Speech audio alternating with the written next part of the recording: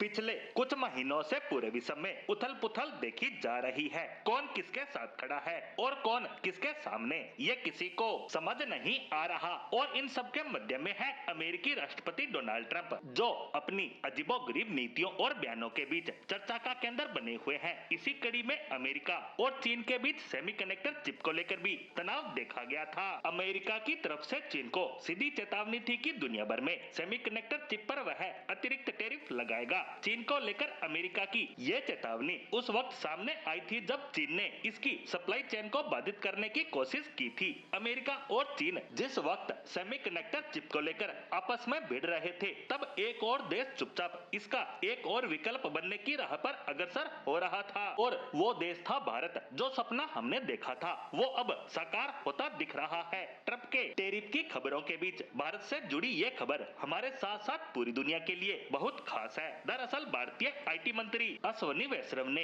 SCO meeting से वापस लौटते ही भारतीय प्रधानमंत्री को देश की पहली सेमीकंडक्टर चिप भेंट की है। केंद्रीय मंत्री ने विक्रम 32 बिट प्रोसेसर और 4 मंजूर परियोजनाओं के टेस्ट चिप भी प्रधानमंत्री को प्रेजेंट किए। इस कार्यक्रम से जुड़ी पहली तस्वीर सामने आते ही देश की बढ़ती तकनीकी क्षमता का डंका पूरे विश्व में बजने लगा। बता दें कि आज के तकनीकी समय में ये बेहद जरूरी हो गई है। ऐसे में भारत इस क्षेत्र में तेजी से आगे बढ़ने की राह पर पहले से ही अग्रसर हो गया था। पिछले कुछ समय से भारत इसके निर्माण की दिशा में कई बड़े फैसले ले चुका है, क्योंकि चीन और अमेरिका की लड़ाई अन्य क्षेत्रों के साथ साथ इस सेमीकंडक्टर चिप को लेकर भी है, जिसके इकोसिस्टम में अब भारत भी कदम रख चुका है। दुनिया जैसे जैसे डिजिटल और ऑटोमेशन की ओर बढ़ रही है, वैसे वैसे सेमीकंडक्टर आर्थिक सुरक्षा और रणनीतिक आजादी के लिए बेहद जरूरी हो चुका है। ऐसे में हर एक देश इस क्षेत्र में अपने आप को आत्मनिर्भर बनाने में लगा हुआ है, और इसी के तहत जब पीएम मोदी ने सेमिकॉन इंडिया प्रोग्राम का उद्घाटन किया, तब उन्हें देश की पहली सेमीकंडक्टर चिप भेंट की गई। दरअसल देश में 2021 से ही 10 सेमीकंडक्टर प्रोजेक्ट को मंजूरी दी गई थी, जिस पर 18 अरब डॉलर का निवेश किया जाना है, जिसकी शुरुआत के समय भारत ने विश्व की कई बड़ी बड़ी कंपनियों से संपर्क साधा ताकि देश में ही इसका निर्माण हो सके, और वो अब साकार होता दिख रहा है, जिसके तहत हमारी जरूरतें तो पूरी होगी ही, साथ ही साथ देश की सुरक्षा